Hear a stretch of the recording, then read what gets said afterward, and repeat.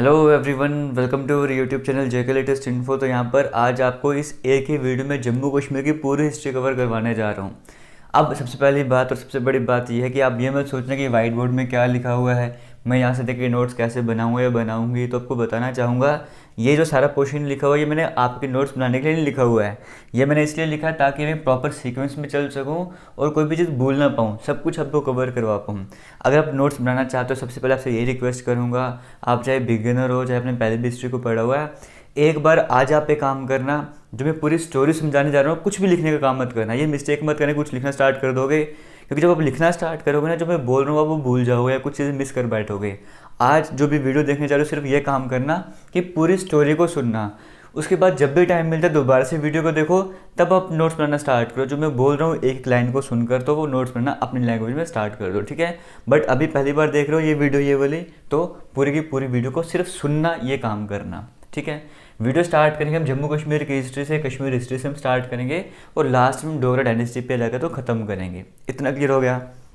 उससे पहले थोड़ा सबका टाइम लेना चाहूँगा, यहाँ पर आपको एक स्टोरी सुनाना चाहूँगा। ये एक तरह से आप कह सकते हो मैसेज है कई सारे लोगों के लिए भी, मेरे खुद के लिए भी, और इसको स्टोरी भी समझ सकते हो, जो मर्जी आप समझ के चलो, आप इसका मॉरल निकल कर आएगा। आपको स्टोरी सुनाऊंगा हमेशा पहले की तरह, एक राजा की स्टोरी लेकर चलूँगा मैं यहाँ पर।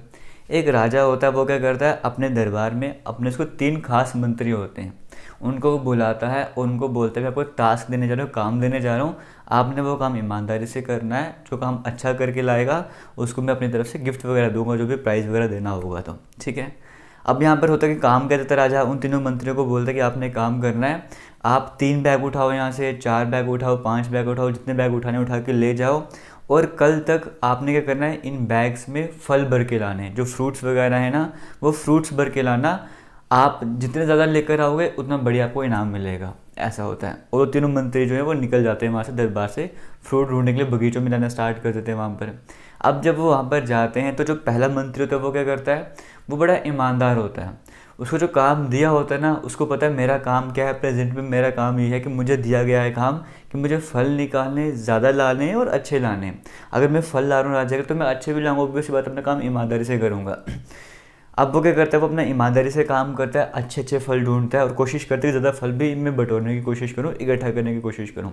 वो काम करता है, उसका हो गया कहानी ख़त्म। जो दूसरा है मंत्री, वो क्या करता है, वो जाता है, उसको है ही नहीं टेंशन कि मुझे ईमानदारी दिखानी है, दिखाना, उसको सिर्फ है कि मुझे काम ख़त्म करना है, जो मैं काम करूँ ना वो किसी भी तरह से ख़त्म करूँ, मुझे टास्क पूरा करना है, ठीक है। उसको ये होता है वो बंदे को काम। अब वो क्या करता है, वो जाता है, कुछ फ्रूट उसको मिलते हैं, कुछ फ्रूट तो वो अच्छे वाले फिल करता है वहाँ पर, और कुछ फल जो होता है ना वो क्या करता है, बेकार जो सड़े गले फल होते हैं वो भी डाल देता है बीच में। कहता है राजा ने कौन से देखना, उसने फल देखना ज़्यादा कौन लाया कम कौन लाया, राजा ने कौन से खाने ये वाले फल वगैरह, तो डाल देता हूँ उसके बीच में, क्या होगा उससे, क्या होगा। तो वो कुछ अच्छे फ्रूट भी होते हैं और मैक्सिमम बेकार फ्रूट मिलते हैं, उसको वो भी मिक्स कर देता है बीच में। जो कि सेकंड वाले मंत्री की कहानी। जो थर्ड मंत्री होता है वो क्या करता है, वो अपने किसी दूसरे काम पे लग जाता है, ये काम छोड़ के दूसरे काम को प्रायोरिटी देता है, और जब टाइम आने वाला है राजा के दरबार में जाने का, अब उसको समझ जाता है करूँ तो करूँ क्या, क्यों, वो काम को डिले कर देता है, अपना जो काम उसका प्रॉपर प्रेजेंट में है वो काम नहीं करता, काम को डिले कर देता है। और जब इस काम की बारी आती है कि भाई राजा के पास जाना है, अब उसके पास टाइम कम बचता है, वो क्या करता है, उन बैगों में ना फ्रूट तो होते नहीं, मान चलो घास वगैरह, पत्थर वगैरह, ये सब कुछ जो ऐसे वैसे सामान होता है ना, घास पत्थर वगैरह, कुछ छोटे छोटे ईंटें वगैरह, वो सब कुछ डालना स्टार्ट कर देता है वहाँ पर, और वो भी अपने 3-4 बैग जो पूरे कर लेते हैं। अब होता क्या, वो तीनों के तीनों वहाँ पर जाते हैं, राजा के दरबार पे जाते हैं। अब ऑब्वियस सी बात है, राजा ने फल तो खाने नहीं ना, वो चेक करेगा खुद ही खोल खोल के, उसने खाली देखना दूसरे के ज़्यादा किसके हैं, बस अंदाज़ा लगाना था। वो कुछ नहीं अंदाज़ा वगैरह लगाता। तीनों मंत्री जब वहाँ पर जाते हैं तो राजा उनको एक काम बोलता है कि राजा अपने सैनिकों को बुलाता है।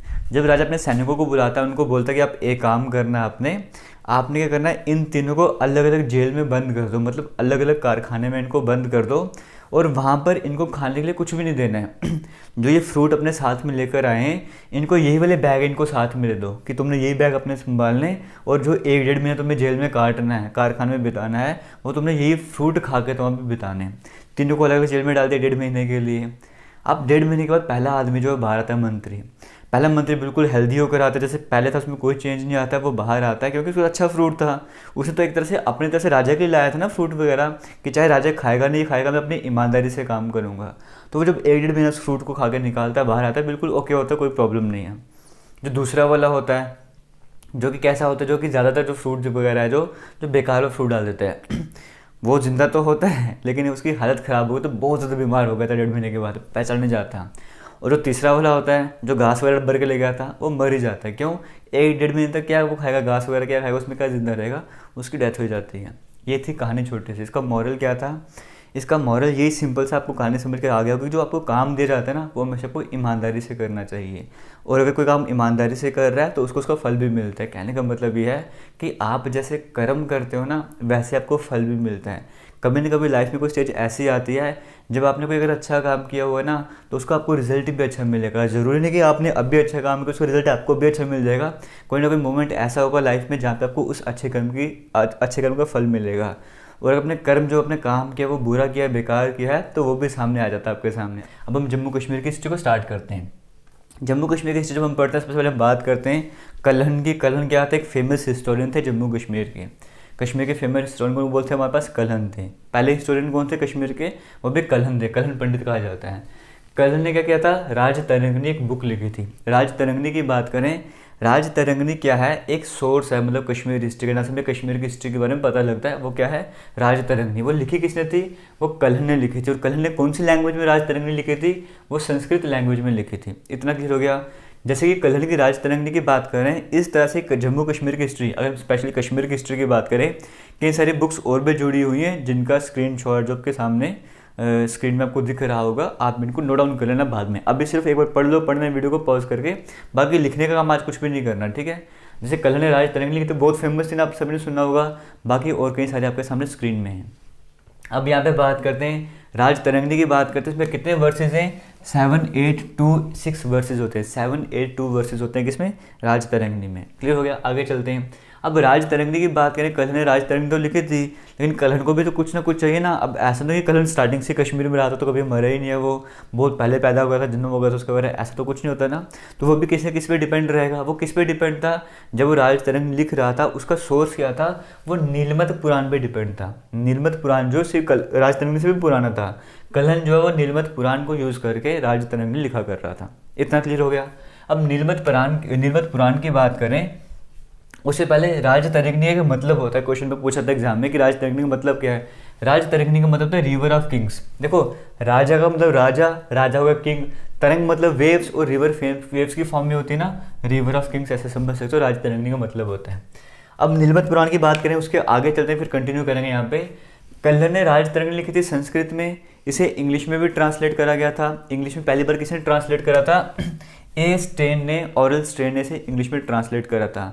और जब हम बात करते हैं पर्शियन में किसने ट्रांसलेट करा था? पर्शियन में मुल्ला अहमद ने ट्रांसलेट किया था। जैनुलब्दीन के टाइम पीरियड पे मुल्ला अहमद ने इसको पर्शियन में ट्रांसलेट करा था। ये क्लियर हो गया। जम्मू कश्मीर हिस्ट्री की अलग से सेपरेट वीडियोस भी हैं। अगर आप पूरा एक पार्ट नहीं देख सकते हो तो 6 से 7 पार्ट्स में कवर किया जे एंड के हिस्ट्री की प्लेलिस्ट वहाँ पर जाकर वीडियो देख लेना। अगर एक ही बार में पढ़ना चाहते हो ये सब देख सकते हो। मुल्ला अहमद जो है वो इसे पर्शियन में ट्रांसलेट करता है। जम्मू कश्मीर की बात करें, ग्रीक्स कश्मीर को क्या बोला करते थे? वो कैस्पीरिया बोला करते थे। हियन सैंग ने कश्मीर को क्या बोला था? उसने कैश्मीलो नाम दिया था। और एक कैश्मीरा भी नाम बढ़ता है। कश्मीरा का मतलब क्या होता है? का मतलब होता है वाटर, और शमीरा का मतलब तो डेसिकेट मतलब सूख जाना, पानी का सूखना जो है वो है काश्मीरा का मतलब। ठीक है। अब इसके पीछे एक कहानी है। जब कल्हण लिखते हैं अपने राजतरंगिणी, इसमें वो स्टोरी मेंशन करते हैं। हालांकि डिपेंड किस पे थे? नीलमत पुराण पे थे ना।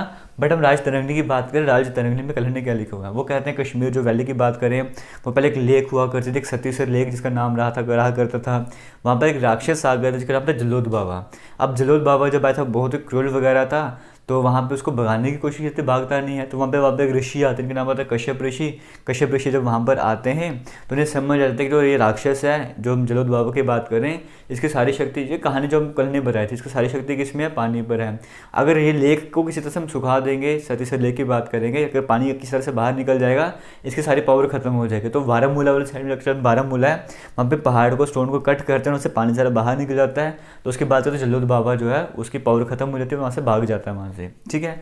तो मतलब सारी प्रॉब्लम सॉल्व हो जाती हैं। तो ये कौन से ऋषि थे? कश्यप ऋषि थे ना। तो उन्हीं के नाम पे बाद में कश्यपपुरा, कश्यपमीर, इस तरह से करते थे। कश्मीर करते करते नाम कश्मीर का आज के टाइम पे कश्मीर पड़ चुका है। तो तभी काश्मीरा होता है, मतलब वाटर टू डिसिकेट, वहाँ पे पानी जो सूख जाता है ना, इसलिए से काश्मीरा भी कहा जाता है। कल्हण ने राजतरंगिणी कंप्लीट कब की थी? 1149 से 1150 के टाइम पीरियड था। उस टाइम पीरियड पे कल्हण ने अपनी राज तरंगनी को कंप्लीट किया था। और जब कल्हण ने राज तरंगनी कंप्लीट किया था उस टाइम कश्मीर में रूलर कौन थे? उस टाइम कश्मीर जो रूलर थे वो थे जयसिम्हा। क्लियर हो गया? ये सीक्वेंस समझ आ रहा? हम अभी तक कश्मीर की हिस्ट्री की बात करें, कल्हण की बात कर रहे हैं, किसने किस में ट्रांसलेट किया वो सभी हमने बातें की हैं। अब यहाँ पे बात करते हैं हम डायनेस्टीज़ की, किस तरह से यहाँ पे डायनेस्टीज़ वगैरह आ रही थी, वो डायनेस्टी की सीक्वेंस स्टार्ट करते हैं। देखना, सबसे पहली बात याद रखना, पहली डायनेस्टी कौन सी है? महाभारत पीरियड। फिर कौन सा है? मौर्यन एम्पायर। फिर कुषाण एम्पायर। फिर कारकोटा डायनेस्टी आई थी। मतलब MMKK। पहले 4 डायनेस्टी की सीक्वेंस याद कर लोगे ना, MMKK। पहले कौन सी? महाभारत, फिर मौर्यन एम्पायर, फिर कुषाण, फिर कारकोटा। MMKK की सीक्वेंस चलती स्टार्टिंग में जब हम बात करते हैं। ये एंशियंट हिस्ट्री है जम्मू कश्मीर की, ठीक है। इसके बाद जो है वो मिडिवल हिस्ट्री स्टार्ट होती है। महाभारत पीरियड की बात करें, कश्मीर की बात करें अगर, तो कल्हण के द्वारा क्या कहा गया, जो पहले इंपॉर्टेंट किंग थे, जो पहले किंग थे कश्मीर हिस्ट्री के, वो कौन से थे? गोनंदा वन हमारे पास वो रूलर थे या किंग थे पहले वाले। 653 AD की बात करें, 653 काली एरा की बात करें, उस टाइम पीरियड पे यहाँ पर थे, कश्मीर में थे। ये चाहे याद मत रखो, गोनंदा वन जो है वो पहले रूलर थे कश्मीर के। फिर उसके बाद गोनंदा सेकंड आते हैं।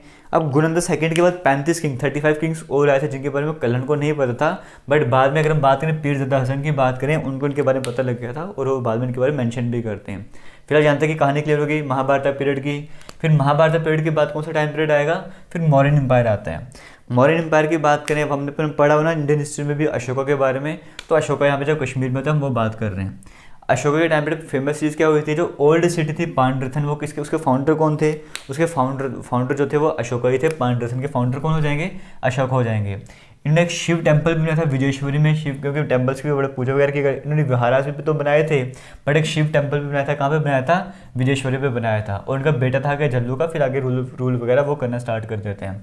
फिर जल्लुका के बाद दामोदर वगैरह, किंग दामोदर सेकंड वगैरह, इस तरह की सीक्वेंस चलती रहती है मौर्यन एम्पायर की। इंपॉर्टेंट क्या है? महाभारत पीरियड में इंपॉर्टेंट किंग कौन थे? गोनंदा वन, वो रूलर थे। फिर गोनंदा 2 आते हैं। फिर मौर्यन एम्पायर की बात करें, इंपॉर्टेंट कौन है? अशोका आते हैं, जो शिव टेम्पल में आते हैं विजेश्वरी में। और क्या इंपॉर्टेंट है कि पांड्रथन सिटी के फाउंडर कौन थे? वो अशोका थे। उनके बेटा जल्लुका आता है, फिर किंग दामोदर। ये सीक्वेंस चलती है मौर्यन एम्पायर में। महाभारत हो गया, मौर्यन हो गया। अब हमें क्या करना था? पहले कुषाण एम्पायर की बात करते हैं। कुषाण एम्पायर में 3 इंपॉर्टेंट किंग्स हैं जिनके बारे में मेंशन किया जाता है जम्मू कश्मीर हिस्ट्री में। वो कौन से हैं? हुश्का, जुश्का और कनिष्का। ये 3 नाम है, हुश्का, जुश्का और कनिष्का। ये फेमस नाम है कुषाण एम्पायर के। हुश्का ने क्या? हुश्कापुर बना दिया। जुश्का ने क्या बनाया? जुश्कापुर बना दिया। कनिष्क ने बनाया? कनिष्कपुर बना दिया। अब इन तीनों में सबसे इंपॉर्टेंट कौन से थे? कनिष्क थे, क्योंकि 4th बुद्धिस्ट काउंसिल जो थी वो किसके टाइम पीरियड पे हुई थी? हमारे अगर कश्मीर की बात करें, 4th बुद्धिस्ट काउंसिल कश्मीर में हुई थी, है ना। हमने बुद्धिस्ट काउंसिल के बारे में पढ़ा था। 4th बुद्धिस्ट काउंसिल कहाँ पर होती है? वो कश्मीर में होती है। कश्मीर में कहाँ पर होती है? कश्मीर में कुंडलवान के जो केव्स वगैरह होते हैं ना, कुंडलवान जो आज हरवान की बात करते हैं, शालीमार गार्डन के पास। तो जो 4th बुद्धिस्ट काउंसिल तो कश्मीर में हुई थी, किसके टाइम पीरियड पे हुई थी? कनिष्क के टाइम पीरियड पे हुई थी। और कहाँ पर? कुंडलवान पे हुई थी। ये क्लियर हो गया? डायनेस्टीज पहले क्या है, हमने अभी तक क्या पढ़ा? हमने बेसिक पढ़ा कि राज तरंगनी कल्हण ने लिखी थी, संस्कृत में लिखी थी, इंग्लिश में एस्टे ने ट्रांसलेट किया, पर्शियन की बात करें मुल्ला अहमद ने ट्रांसलेट किया था। ये निर्मल पुराण के ऊपर डिपेंड थे। राज तरंगनी का मतलब क्या है? River of Kings. फिर ग्रीक्स क्या बोलते थे? हिंद सैंग ने क्या बोलता था? कश्मीर का मतलब क्या होता है? राज तरंगनी कब कंप्लीट की, तब रूलर कौन थे? फिर महाभारत पीरियड की तरफ है, मौर्यन एम्पायर की तरफ है, कुषाण एम्पायर की तरफ है। अब हम आते हैं कारकोटा डायनेस्टी की तरफ। जब हम कारकोटा डायनेस्टी की बात करते हैं, कारकोटा वालों को नागाज भी कहा जाता था, ठीक है। कारकोटा वालों को नागाज भी कहा जाता था। इसके फाउंडर कौन थे? दुर्लभ वर्धन। कारकोटा डायनेस्टी के फाउंडर कौन थे? दुर्लभ वर्धन जो थे वो कारकोटा डायनेस्टी के फाउंडर थे। इसके बाद यहाँ पर एक इम्पॉर्टेंट किंग और आते हैं। जब हम कारकोटा डायनेस्टी की बात करें, उनका नाम था ललित आदित्य। उनका नाम क्या था? उनका नाम था ललित आदित्य। और ललित आदित्य को और क्या कहा जाता था? ललित आदित्य को समुद्रगुप्त ऑफ कश्मीर भी कहा जाता था, ठीक है। हमने गुप्ता डायनेस्टी में समुद्रगुप्त के बारे में पढ़ा था ना, तो कश्मीर का समुद्रगुप्त किसे कहा जाता था? वो ललित आदित्य को कहा जाता था। इतना समझ आ गया। अब इनकी बात करें, इन्होंने एक परिहासपुर एक सिटी भी बनाई थी, खीर भवानी जो श्राइन है उसके पास एक सिटी बनाई थी परिहासपुर। इसका मतलब है सिटी ऑफ प्लेजर। वो सिटी किसने बनाई थी या परिहासपुर किसने बनाया था? तो वो ललित आदित्य ने बनाया था। आगे चलते हैं। एक फेमस सन, इन्होंने कई सारे टेम्पल्स भी बनाए थे। एक फेमस सन टेम्पल है मारतंड में जो है, वो भी इन्होंने बनाया था। अब इनको सीक्वेंस चलती जाती है, जया पीड़ा वगैरह, इस तरह से कई सारे रूलर वगैरह यहाँ पे आते रहते हैं। ये हमने किसकी बात की? कारकोटा डायनेस्टी की बात की। सबसे पहले हमने बात की थी यहाँ पे, देखो महाभारत में गोनंदा वगैरह आए थे। फिर हम जब आए मौर्यन की तरफ, अशोका जो यहाँ पे मेन रहते हैं। फिर कुषाण की तरफ आते कनिष्क यहाँ पे मेन रहते हैं। कारकोटा में फाउंडर कौन थे, दुर्लभ वर्धन। और मेन कौन सा थे, ललित आदित्य, जिन्हें समुद्रगुप्त ऑफ कश्मीर भी कहा जाता है। मार्कंड सन टेम्पल बनाया था, परिहासपुर सिटी ऑफ प्लेजर उन्होंने बनाई थी। इसके बाद क्या होता है, इसके बाद उत्पल डायनेस्टी आती है। जब हम उत्पल डायनेस्टी की बात करते हैं, हम ऐसे मिडिवल कश्मीर की स्टार्टिंग करते हैं। उत्पल डायनेस्टी के फाउंडर कौन थे, उत्पल डायनेस्टी जो फाउंडर होते हैं वो अवंती वर्मन होते हैं। यहाँ पे ललित कारकोटा की बात करें, कारकोटा के फाउंडर कौन से थे, दुर्लभ वर्धन थे। उत्पल डायनेस्टी की बात करें तो उत्पल डायनेस्टी के फाउंडर कौन थे, वो दुर्लभ वर्धन थे। इतना क्लियर हो गया।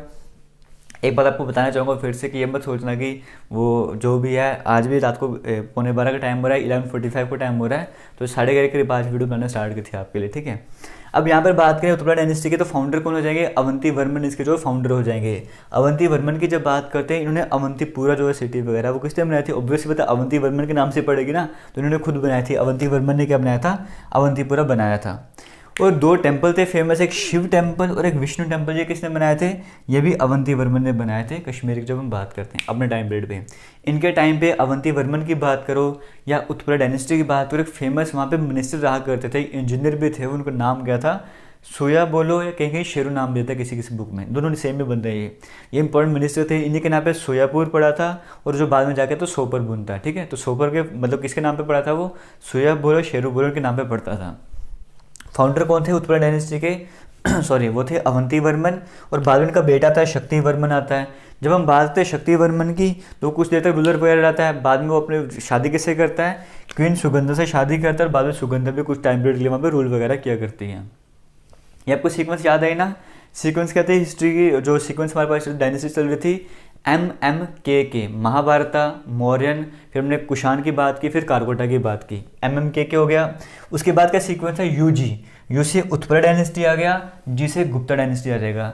MMKK UG ये सीक्वेंस चल रही है हमारे सामने। जी की बात करते हैं, हम गुप्ता डायनेस्टी की बात करते हैं। गुप्ता डायनेस्टी के फाउंडर कौन हो जाएंगे, परवगुप्त जो है वो गुप्ता डायनेस्टी के फाउंडर होते हैं। समझ गए ना, याद क्या करना है, सीक्वेंस याद कर लो, कौन सी सीक्वेंस चलती है, कौन सी डायनेस्टी के इंपॉर्टेंट रूलर कौन से थे और फाउंडर कौन थे और इंपॉर्टेंट रूलर कौन से थे, और किसी किसी में लास्ट रूलर कौन से थे वो भी याद करना पड़ेगा। और किस किस ने क्या क्या इंपॉर्टेंट काम किए थे, किसके निक नेम वगैरह, तो वो निक नेम क्या थे वो सब आपको यहाँ पे बताना था। अगर हम गुप्ता डायनेस्टी की बात करें, कौन फाउंडर हो जाएंगे यहाँ पे, परवगुप्ता यहाँ पर जो है इसके वो फाउंडर हो जाते हैं।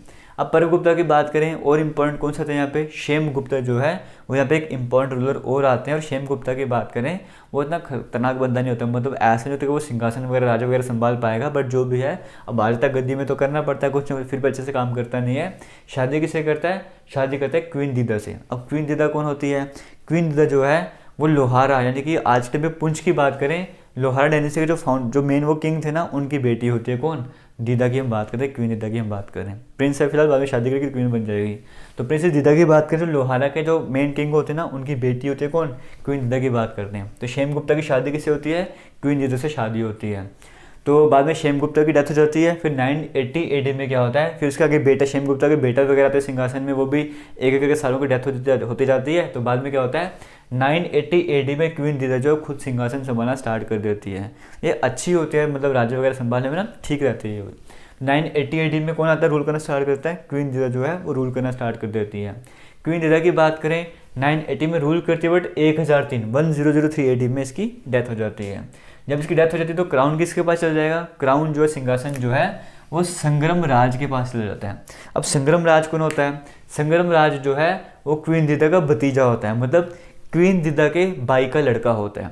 क्वीन दीदा की डेथ हो जाती है, उसको सिंहासन पे कौन आएगा, क्वीन दीदा के भाई का लड़का आएगा, मतलब क्वीन दीदा का भतीजा।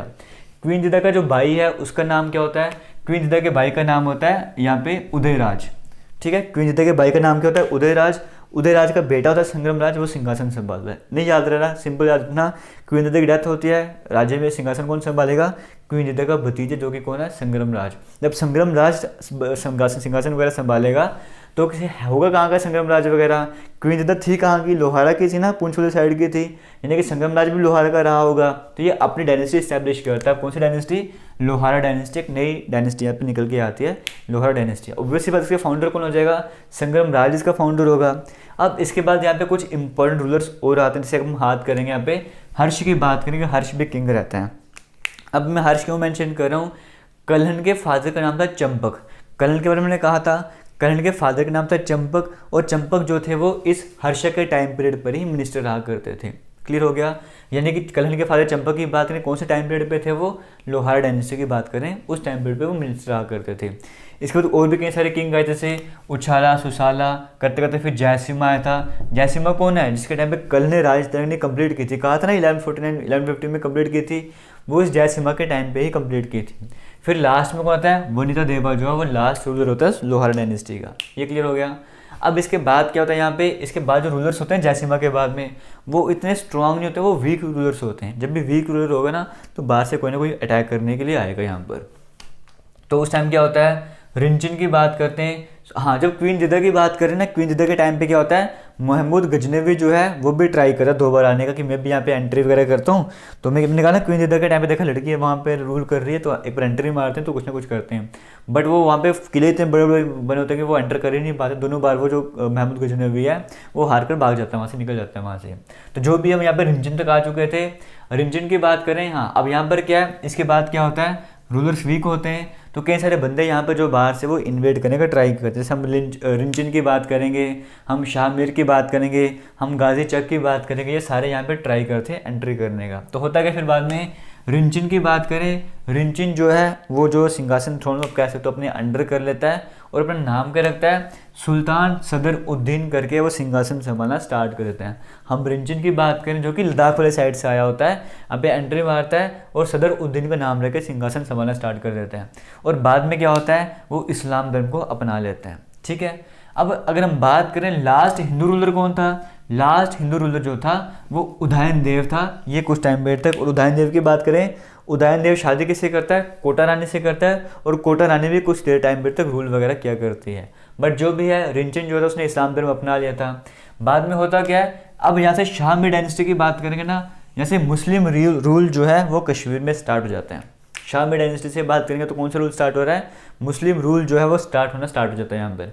अब मुस्लिम रूल की स्थापना कौन करता है, शाह मीर जो है वो फाउंडर होता है शाह मीर डायनेस्टी का। ये फिर बोलो मुस्लिम रूल का फाउंडर कौन हो जाएगा, वो शाह मीर हो जाएगा। हालांकि पहले रिंचिन आ चुका था, लेकिन रिंचिन जो था ना वो उसने इस्लाम धर्म अपनाया था, बाद में आ गया। तो ठीक है, तो इसलिए सही फाउंडर माना जाता है शाह मीर डायनेस्टी का, मुस्लिम रूल का, वो शाह मीर को माना जाता है।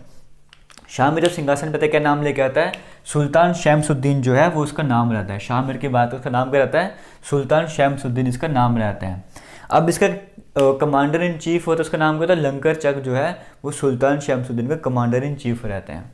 अब इसकी सीक्वेंस देखना यहाँ पर क्या है। अब यहाँ तक आपको समझ आ गया था क्या सीक्वेंस चल रही थी डायनेस्टीज की, M के फिर आपको बोलता है यू से आ गया था उत्पला, जी से आ गया गुप्ता डायनेस्टी, फिर L आ गया था आपको लोहारा डायनेस्टी। ठीक है, M KUGL। ठीक है, अंडर ग्रेजुएट लेवल इस तरह से कर लेना। ठीक है, तो यहाँ तक आपको सीक्वेंस समझ आ गई होगी। अब हम आगे चलते हैं, मुस्लिम रूल की बात करते हैं। यहाँ पे सबसे पहले हमने बोला शाह मीर डायनेस्टी की बात की। जब हमने शाह मीर डायनेस्टी की बात की, हमने कहा शाह मीर फाउंडर था, सुल्तान शमसुद्दीन का नाम लेके तो वह यहाँ पे राजा वगैरह संभालना स्टार्ट कर देता है। फिर अब इसकी सीक्वेंस क्या रहती है, वो सीक्वेंस समझना भी ज़रूरी है। पहले कौन आया यहाँ पे, शाह मीर आया। ठीक है, इस मैं आपको मुस्लिम डायनेस्टी के बारे में बता रहा हूँ। पहले कौन आता है, पहले शाह मीर आता है। ठीक है, ये शाह मीर तो अपने लिए इंपॉर्टेंट हो गया। शाह मीर के बाद कौन आता है, शाह मीर के बाद शिहाबुद्दीन आता है। कौन आता है, शिहाबुद्दीन आता है। ठीक है, जिसको कभी कभी शाहउद्दीन भी लिखा जाता है। शिहाबुद्दीन की बात करें, कभी कभी शाहउद्दीन भी लिखा जाता है। अब इसका इंपॉर्टेंट क्या है शिहाबुद्दीन का, इसे ललित, हमने भी कुछ देर पहले पढ़ा था ललित आदित्य के बारे में, है ना, जिसे हम कहते हैं कि समुद्रगुप्त भी कहा जाता था उसे।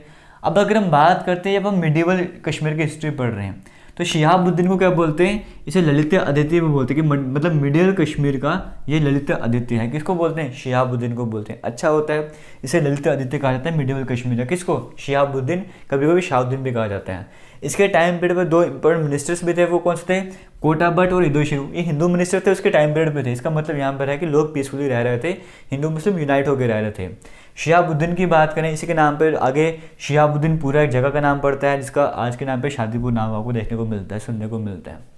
फिर ये तो हो गया शिहाबुद्दीन की बात करें। शाह मीर डायनेस्टी की बात करें, शाह मीर डायनेस्टी के बाद क्या होता है यहाँ पर, शाह मीर डायनेस्टी में पहले बात की यहाँ पे शाह मीर के बाद कौन आ गया, शिहाबुद्दीन के बाद आ गया कुतुबुद्दीन। फिर कुतुबुद्दीन के बाद कौन आता है, सुल्तान सिकंदर। सुल्तान सिकंदर ये कौन होता है, ये कुतुबुद्दीन का बेटा होता है। अब सिकंदर जो है ना, इसके टाइम पीरियड पे एटमॉस्फेयर जो है ना वो अच्छा नहीं रह पाता, पीसफुल नहीं रहता है। यहाँ पर होता क्या है, सिकंदर के टाइम की बात करें, सिकंदर को सबसे पहले बात समझें कि सिकंदर को बुट शिकन भी कहा जाता था। सिकंदर को क्या बोलते थे, सिकंदर को बुट शिकन भी बोलते थे। क्यों? क्योंकि आइडल ब्रेकर था, जो भी मूर्तियाँ वगैरह होती है ना, मंदिर वगैरह, उनको तोड़ा करता था, इसीलिए से बुट शिकन भी कहा जाता है। सुल्तान सिकंदर को बात कर, क्रूअल टाइप का था, इसलिए से औरंगजेब ऑफ कश्मीर भी कहा जाता है। सुल्तान सिकंदर को एक तो बुट शिकन कहा जाता था और दूसरा औरंगजेब ऑफ कश्मीर भी कहा जाता था, क्रूअल्टी के कारण। जजियस ने लगा दिया था कि मतलब जो भी मुस्लिम नहीं है उसको टैक्स पे करना होगा। कई सारे श्राइन्स डिस्ट्रक्शन करवाए थे, जैसे मार्दन टेम्पल की बात करें, उसकी डिस्ट्रक्शन वगैरह करवाए थे। कई सारे लॉज यहाँ पे थोपे गए थे फालतू के वगैरह, किसने किए थे? वो सुल्तान सिकंदर ने किए थे। सुल्तान सिकंदर के बाद कौन आता है? ज़ैनुल अब्दीन आता है। ज़ैनुल अब्दीन जो है ना वो शामी डायनेस्टी में बड़ा इंपॉर्टेंट रोल प्ले करता है, या कश्मीर की हिस्ट्री की बात करो, इंपॉर्टेंट रोल प्ले करता है। इसके ज़ैनुल अब्दीन की बात करें, ये किस नाम से आते हैं? यहाँ पे शाही खान के नाम से, इनका नाम शाही खान होता है एक्चुअली में। जब सिंहासन संभालते हैं तो सुल्तान ज़ैनुल अब्दीन के नाम से सिंहासन संभालते हैं। इनका सही नाम क्या होता है? शाही खान होता है। जैसे हम बात करें तो सुल्तान सिकंदर को बुट शिकन कहा जाता था ना, तो जो ज़ैनुल अब्दीन की बात करें इसे बुट शाह कहा जाता था। बुट शाह एक अच्छा रूलर था, इसलिए इसको बुट शाह कहा जाता था। और इसे अकबर भी कहा जाता था कश्मीर का। सिकंदर की बात करें, औरंगजेब ऑफ कश्मीर कहा जाता था। और जब हम बात करते हैं ज़ैनुल अब्दीन की, इसे अकबर ऑफ कश्मीर कहा जाता था। एग्रीकल्चर डिपार्टमेंट, कई सारे एग्रीकल्चर डिपार्टमेंट लेकर आए थे। इरिगेशन में कई सारे कैनाल्स बनाए थे, जैसे हम बात करें Mar canal, Podu canal, Kakapur canal, Awantipur canal, Jaynagar canal, इस तरह के सारे कैनाल्स बनाए थे इरिगेशन पर्पज़ के लिए। पश्मीना शॉल्स वगैरह के बारे में पहली बार कश्मीर में इंट्रोडक्शन करवाया था किसने? ज़ैनुल अब्दीन ने। वुडन आर्किटेक्ट की बात करें, पहले बार कश्मीर में कौन लेकर आए थे? ज़ैनुल अब्दीन लेकर आए थे। ट्रांसलेशन डिपार्टमेंट बनवाए थे, कई सारे बुक्स को ट्रांसलेट करवाना था, ट्रांसलेशन डिपार्टमेंट कौन लेकर आए थे? ज़ैनुल अब्दीन लेकर आए थे कश्मीर में। ठीक है, अगर हम बात करें तो सेकंड पार्ट है राज तरंगनी का, वो किसने लिखा था? जोना राज ने लिखा था ना। जोना राज ने सेकंड पार्ट का था राज तरंगनी का, वो इन्हीं के टाइम पीरियड पर, ज़ैनुल अब्दीन के टाइम पीरियड पर लिखा गया था। क्लियर हो गया? हमने कहा ट्रांसलेशन डिपार्टमेंट करवाए थे, और आपको स्टार्टिंग में बताया था कि राज तरंगनी को पर्शियन में भी ट्रांसलेट किया गया था, इसी टाइम पीरियड पर ट्रांसलेट किया गया था। उसके बाद जो पहला वुडन ब्रिज था श्रीनगर का, वुडन ब्रिज जैन कदल वाला जो श्रीनगर में था, वो किसने बनवाया था? वो ज़ैनुल अब्दीन के टाइम पीरियड में बनाया गया था। अब बात करते हैं यहाँ पे शामी डायनेस्टी की बात करें, लास्ट रूलर कौन आ जाएगा? हबीब शाह जो है वो लास्ट रूलर होता है शामी डायनेस्टी का। इतना क्लियर हो गया? ये आपको समझ आ रहा होगा। इसके बाद आगे बढ़ते हैं, हम चक डायनेस्टी की बात करते हैं। शामी डायनेस्टी कंप्लीट होती है, शामी के बाद कौन सी आती है? चक डायनेस्टी आती है। स्टार्टिंग की सीक्वेंस क्या थी आपके पास? MMKKUGL, ये सीक्वेंस थे आपके पास। महाभारत, फिर मौर्यन एम्पायर, फिर कुषाण एम्पायर, कालकोटा, MMKK हो गया, फिर UGL है ना, UGL Utpal dynasty, Gupta dynasty, Lohara dynasty, ऐसे चल रही थी। उसके बाद क्या होता है? मुस्लिम रूल स्टार्ट होता है। मुस्लिम रूल कैसे स्टार्ट होता है? पहले शाह मीर आ गया, ठीक है, शाह मीर के बाद कौन सा आ गया आपके पास? चक डायनेस्टी आ गई। आप SC लेके चल सकते हो, मतलब शेड्यूल कास्ट ऐसे करके वो कैटेगरी लेके, तो आप इस सीक्वेंस में याद रख सकते हो, SC करके याद कर सकते हो। एस की अगर हम बात करें यहाँ पे, एस की तो होगा हमारा शामी डायनेस्टी। सी की बात करते हैं, चक डायनेस्टी की बात करते हैं। चक डायनेस्टी की जब हम बात करते हैं, फाउंडर कौन हो जाएगा इसका? इसके फाउंडर तक गाजी चक जो है वो इसका फाउंडर रहता है। ठीक है, गाजी चक के बाद और इम्पोर्टेंट कौन आता है यहाँ पे? यूसुफ शाह चक जो है एक इम्पोर्टेंट रूलर रहता है। और यूसुफ शाह चक जो है वो किससे शादी करता है बाद में? हब्बा खातून से शादी करता है। हब्बा खातून जो है वेल नोन वहाँ पे पोइट्स रहती है उस टाइम पीरियड की, तो यूसुफ शाह चक जो है हब्बा खातून से शादी करते हैं। इतना इनफ है चक डायनेस्टी के लिए आपके लिए। हालांकि बाद में यूसुफ शाह चक का बेटा की बात है, याकूब शाह वगैरह आता है, वो फिलहाल छोड़ो। आगे हम बात करते हैं मुगल एम्पायर की, जो कि अपने इम्पोर्टेंट बन जाता है। मुगल एम्पायर की बात करते हैं, यहाँ पे अकबर से करते हैं। ठीक है, देखो मुगल एम्पायर की सीक्वेंस की अगर हम बात करें, आप सभी को बताया वो बजसा सीक्वेंस रहती है इसकी। ठीक है, बाजपा था ना, बाजपा, तो बाजपा में पी हटा के एस लगा दो। बाबर, हुमायूं, अकबर, जहांगीर, शाहजहां, औरंगजेब, ये सीक्वेंस चलती है। जब हम कश्मीर की हिस्ट्री की बात करते हैं, हम यहाँ से पढ़ना स्टार्ट करते हैं, ए से नहीं कि अकबर से पढ़ना स्टार्ट करते हैं। अकबर की बात करते हैं, जब ये यहाँ पे कश्मीर में आता है तो पहले जो फर्स्ट गवर्नर बनाया जाता है वो उसको बनाया जाता है कासिम खान को यहाँ पे पहला गवर्नर बनाया जाता है। यानी कि मुगल एम्पायर की बात करें, पहला गवर्नर कौन होता है? वो कासिम खान होता है। आगे चलते हैं, इनके टाइम पीरियड पे एक फेमस फाइनेंस और रेवेन्यू मिनिस्टर होता है, इसका नाम था राजा टोडरमल, ये अपने नाम सभी ने सुना होगा। नागौर नगर करके एक टाउन जो है वो फेमस टाउन जो बनाया जाता है वहाँ पर। अकबर ने कितनी बार विजिट किया था कश्मीर में? 3 बार जो अकबर वो विजिट करता है। अकबर की बात कौन आएगा? जहांगीर आएगा। जहांगीर कई बार कश्मीर में विजिट करता है। शालीमार बाग जो कि बहुत फेमस है, वो कौन बनवाता है? वो जहांगीर बनवाता है। एक यहाँ पे निशात बाग के बारे में पूछा जाता है। अब देखो जहांगीर की बात करें, जहांगीर का वाइफ का नाम क्या होता है? नूर जहाँ होता है। और जहांगीर का एक और नाम होता है, वो क्या? वो अपने कमेंट सेक्शन में बताना है। जहांगीर की वाइफ कौन है? नूर जहाँ, ठीक है। जहांगीर ने शालीमार बाग बनवाया, तो जो निशात बाग है वो कौन बनवाता है? वो आसिफ खान बनवाता है। आसिफ खान कौन होता है? नूर जहाँ का भाई होता है। नूर जहाँ का भाई क्या बनवाता है? निशात बाग बनवाता है। जो अछबल की बात करें या वेरीनाग स्प्रिंग की बात करें, जैसे झीलम रिवर के बारे में पढ़ा था, अछबल की बात करो, वेरीनाग स्प्रिंग की बात करो, इनको प्रेजेंट जो फॉर्म है वो किसने दी थी? वो जहांगीर ने दी थी इनको। क्लियर हो गया? अकबर का भी क्लियर हुआ, जहांगीर का भी क्लियर हुआ। आगे चलते हैं, हम शाहजहाँ की तरफ बढ़ते हैं। जब हम शाहजहाँ की बात करेंगे तो 4 बार ये विजिट करता है। चश्मा शाही गार्डन की बात करें, वो कौन बनवाता है? वो शाहजहाँ बनाता है। परी महल कौन बनवाता है? शाहजहाँ का जो बड़ा बेटा दाराशिकन, वो क्या बनवाता है? वो परी महल बनवाता है। समझ लो कौन क्या बनवा रहा है यहाँ पे? अली मर्दान खान एक फेमस गवर्नर रहता है, किसके टाइम पीरियड में? शाहजहाँ के टाइम पीरियड में। ये बातें सारी आपको, आप एक काम बेस्ट और कर सकते हो, वीडियो को डाउनलोड कर सकते हो। कभी भी कुछ काम नहीं कर रहे हो, अगर पढ़ने में डेडिकेशन वगैरह है, इन वीडियो को सुन भी सकते हो, ठीक है। सुनने से भी आपको बड़ा कुछ सीखने को मिलेगा यहाँ पे। ये जहांगीर भी हो गया, अकबर भी हो गया, फिर जहांगीर बात करो ना, जगह शाहजहाँ आ जाएगा। शाहजहाँ 4 बार विजिट करता है, ये भी हो गया। लास्ट में औरंगजेब आएगा। औरंगजेब की बात करते हैं यहाँ पर, ये क्या लिखो मैंने, अच्छा वंश, ठीक है। औरंगजेब की बात करें, सिर्फ एक ही बार आता है 1665 में, यहाँ पे एंट्री करता है, सिर्फ एक ही बार आता है यहाँ पे। औरंगजेब के टाइम पे 14 गवर्नर्स रहते हैं। इसका मतलब क्या है? टाइम पीरियड अच्छा नहीं था, इतने सारे गवर्नर चेंज करने पड़े थे। 14 गवर्नर्स के टाइम पे रहते हैं। पूरी तरह से डिसऑर्डर वगैरह पे फैल जाता है औरंगजेब के टाइम पीरियड पे। और अहमद शाह अब्दाली वगैरह जो करके, मैं गवर्नर की बात करूँ, लास्ट में गवर्नर वगैरह रहते हैं, ये सब आपको बताया हुआ है। और अहमद शाह अब्दाली की मैं बात करूँ, अहमद शाह अब्दाली का सीन क्या होता है यहाँ पर? 14 गवर्नर डिसऑर्डर वगैरह आता है ना, लास्ट में अहमद शाह अब्दाली यहाँ पर आया होता है। इस टाइम पे कुछ गवर्नर वगैरह वहाँ पे जाते हैं, इससे मिलने के लिए। आप एक काम करो, आप कश्मीर अपने कंट्रोल में कर लो, औरंगजेब सही नहीं चला रहा, आपसे रिक्वेस्ट है, आप सब कुछ सही कर दोगे। तो किससे रिक्वेस्ट करते हैं? अहमद शाह अब्दाली से रिक्वेस्ट करते हैं। और ऑब्वियस होता है अहमद शाह अब्दाली जो एंट्री वगैरह करता है, फिर वो इन सभी को हरा के अपने डायनेस्टी स्टार्ट करता है। और यहाँ पे अफगान रूल की स्टार्टिंग होती है। अफगान रूल की जब स्टार्टिंग होती है तो ऑब्वियसली पता है अफगान रूल का फाउंडर कौन हो जाएगा? यही अहमद शाह अब्दाली जो है वो इसका फाउंडर हो जाएगा। और पहला गवर्नर, पहला जो अफगान गवर्नर होता है वो कौन होता है? वो अब्दुल्ला खान इशक जो है, वो पहला गवर्नर ये बनाया जाता है अफगान रूल के टाइम पीरियड में। फाउंडर कौन हो गया? अहमद शाह अब्दाली। पहला गवर्नर होता है अब्दुल्ला खान इशक। और भी कई सारे फेमस गवर्नर होते हैं, जिसमें से एक होता है अता मोहम्मद जो है, एक बहुत ही फेमस गवर्नर होता है। और लास्ट गवर्नर की बात करें वो कौन हो जाएगा? जबर खान। पहला हो गया अब्दुल्ला खान, लास्ट कौन सा हो गया? जबर खान जो है लास्ट गवर्नर रहता है। आगे बात करते हैं, इनको ना जो अहमद शाह अब्दाली की बात करें, दुर्र दुरानी भी कहा जाता है। तो कभी कभी अफगान रूल की जगह पे दुर्र दुरानी एम्पायर लिखा होता है। कभी कभी इसको पठान रूल भी कहा जाता है, पठान एम्पायर भी कहा जाता है। ये सभी एक ही हैं। अफगान रूल को डार्क एज ऑफ कश्मीर भी कहा जाता है। मतलब कश्मीर का जो बहुत बुरा समय था ना, वो उस टाइम पीरियड पे चल रहा था। हालांकि वो गए थे इसके पास, अहमद शाह अब्दाली के पास, कि तुम अच्छा वगैरह काम करो, बट वैसा कुछ होता नहीं है। और अपोजिट सब कुछ हो जाता है, मतलब सब कुछ बेकार चलना स्टार्ट होता है यहाँ पे इस टाइम पीरियड में। यहाँ पे अगर हम बात करते हैं अफगान रूल की, डार्क एज ऑफ कश्मीर रहता है। जब पहली बार आपको इसके बारे में पढ़ाया था तभी आपको मैंने कहा था कि इस टाइम पीरियड पर ऐसे कहा जाता है कि फूल तोड़ना और गर्दन काटना सब कुछ एक ही बराबर है, इस तरह से माना जाता था वहाँ पे। आगे हम बात करते हैं अफगान रूल के बाद सिख रूल वहाँ पर आता है। सिख रूल 1819 से स्टार्ट हो जाता है, 1846 से चलता है। महाराजा रंजीत सिंह जो है फाइनली अपने 30,000 सैनिकों को लेकर वहाँ पे जाते हैं, एंट्री करते हैं, जीत जाते हैं। और फिर वहाँ पे सिख रूल की फाउंडेशन स्टार्ट होती है। अगर महाराजा रंजीत सिंह जो फाउंडर होते हैं सिख रूल के, पहले गवर्नर कौन थे? पहले सिख गवर्नर कौन होते हैं कश्मीर हिस्ट्री में? दीवान मोती राम होते हैं। सिख रूल की बात करेंगे, पहले गवर्नर कौन होते हैं? दीवान मोती राम होते हैं। इसके बाद एक इंपॉर्टेंट और होते हैं, इनका नाम मियान सिंह रहता है। उन्हें कर्नल के नाम से भी कहा जाता था, बुलाया जाता था। पहले कौन होंगे? दीवान मोती राम। और लास्ट वाले कौन होते हैं? शेख इमाम उद्दीन जो हैं वो लास्ट गवर्नर रहते हैं। शेख इमाम उद्दीन लास्ट, और पहले कौन होंगे? दीवान मोती राम। हम सिख रूल के गवर्नर्स की बात करते हैं।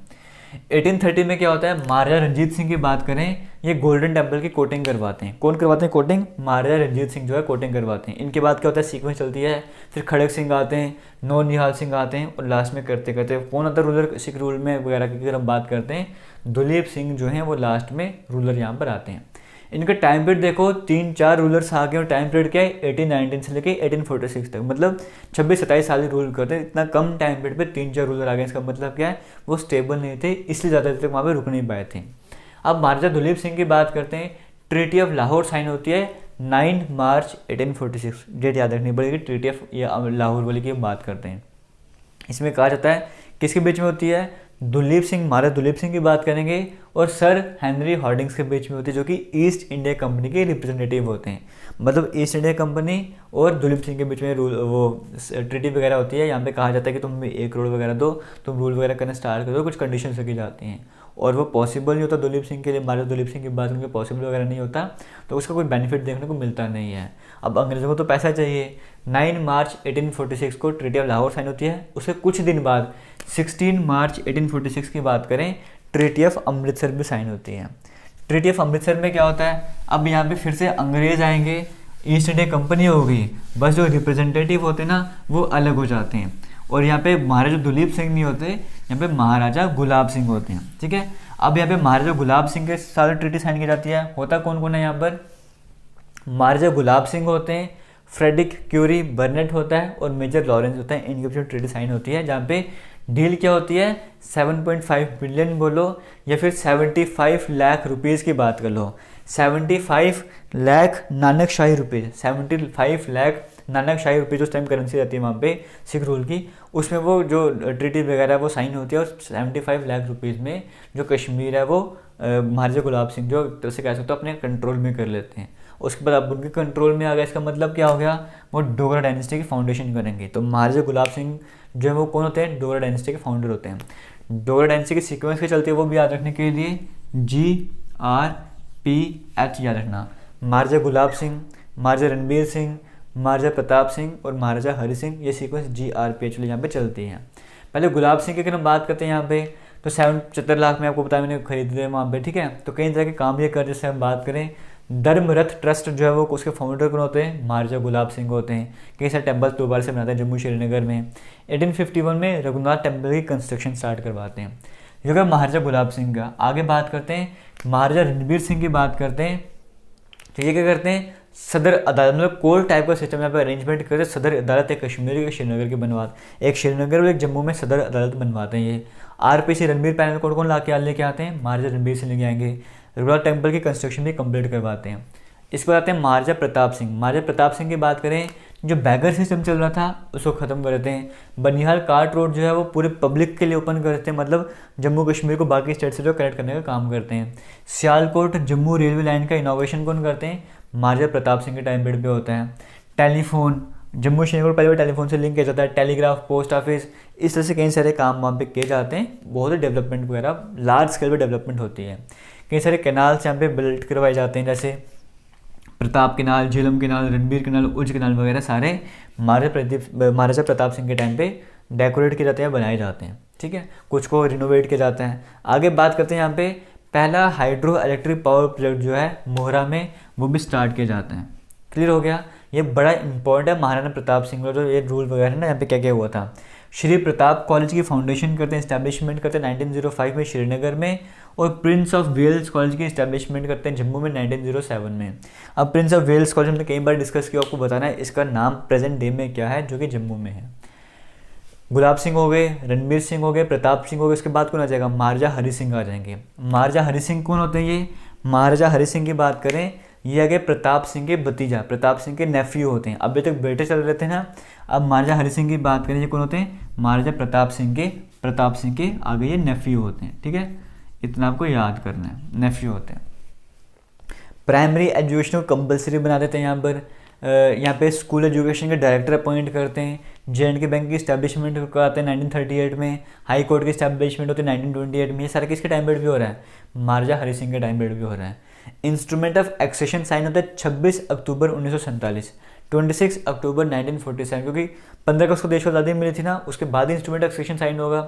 26 अक्टूबर 1947 को इंस्ट्रूमेंट ऑफ एक्सेशन साइन होता है, जहाँ पे बताया जाता है कि हमें इंडिया का पार्ट बनना है, और इसके बाद जो कश्मीर जो है वो इंटीग्रल पार्ट बन जाता है इंडिया का। इंस्ट्रूमेंट ऑफ एक्सेशन कब साइन किया जाता है, 26 अक्टूबर 1947, और साइन कौन करता है यहाँ पे, महाराजा हरि सिंह करते हैं। और उसके बाद यहाँ पे जम्मू कश्मीर छोड़ के बॉम्बे चले जाते हैं, और आगे पीछे किसको छोड़ जाते हैं, डॉक्टर करण सिंह को छोड़ के वहाँ पे चले जाते हैं। ठीक है। अब ये था बेसिक आपका जम्मू कश्मीर हिस्ट्री का। बाकी जम्मू का आपको पता है ना, अगर नाम की बात करें, राजा जम्बू लोचन के नाम पे जम्मू, राजा जम्बू लोचन थे ना, जम्बू था, फिर जम्बू करते करते जम्मू नाम पड़ गया था। और क्या स्टोरी थी, वही बकरी वाली, और वो एक हिरन को देखा था, एक टाइगर को देखा था, लाइन को देखा था, वहाँ पे एक साथ में पानी पी रहे थे रिवर तवी में वगैरह, तो कहा था अच्छी जगह यहाँ पे पीसफुल माहौल वगैरह, यहाँ पे सिटी बिल्ड करनी चाहिए, तो सिटी बिल्ड करी थी। और अगर हम बात करें बाहु लोचन की, जो बाहु फाट बनाया था तवी के जो पास में बाहु फाट है, वो किसने बनवाया था, और जब बाहु लोचन ने बनाया था। शक्तिकरण की बात करें, ये भी एक फेमस रूलर थे जम्मू हिस्ट्री की। अगर हम बात करते हैं, जो डोगरी स्क्रिप्ट है वो पहली बार इंट्रोड्यूस किसने करवाई थी जम्मू कश्मीर में, वो शक्तिकरण ने करवाई थी। इस तरह से सीक्वेंस चल रही थी। बाकी अगर हम जम्मू हिस्ट्री की बात करें, फेमस कौन रहते हैं, जो हमारे पास ये पढ़ा डोगरा डायनेस्टी, सबसे इंपॉर्टेंट ये कर लो, बाकी कुछ भी करने की ज़रूरत नहीं है। बाकी जो 2-3 नाम बताएं वो कर लेना। अब देखो, वीडियो में अगर आपको कुछ भी अच्छा लगा होगा ना, तो वीडियो को शेयर ज़रूर करना। और अगर आप चाहते हो कि जो बाकी सब्जेक्ट हैं उसको भी एक एक वीडियो में कवर किया जाए, जैसे कि अगर आप चाहते हो कि जो जम्मू कश्मीर का कल्चर है पूरा, जिसमें जम्मू कश्मीर के डांस भी हो जाएगा, जम्मू कश्मीर के फेस्टिवल्स भी हो जाएंगे, या फिर जम्मू कश्मीर का जो भी इंपॉर्टेंट आर्ट एंड क्राफ्ट हो जाएगा, इस जो अगर आप चाहते हो ना एक ही वीडियो में कवर हो, आप कमेंट सेक्शन में बताना। ज़्यादा कमेंट है कि वो भी काम करेंगे। आप चाहते हो जम्मू कश्मीर की हिस्ट्री भी एक ही वीडियो में कवर हो, या जम्मू कश्मीर कुछ भी एक ही वीडियो में कवर हो, आप कमेंट सेक्शन में कमेंट करके बताना। Thank you. जय हिंद।